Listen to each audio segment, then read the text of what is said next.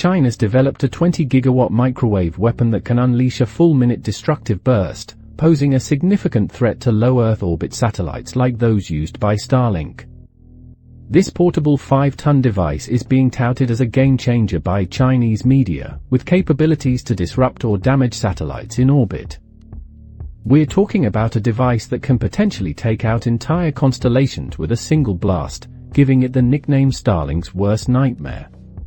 The implications are massive, with the potential to cripple global communications and navigation systems. This microwave weapon is a major breakthrough for China's military tech, and the world is taking notice.